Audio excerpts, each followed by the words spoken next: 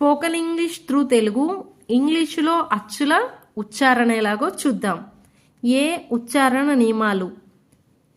ఏ చాలా వరకు ఏ ఆ ఏ లా ఉంటుంది.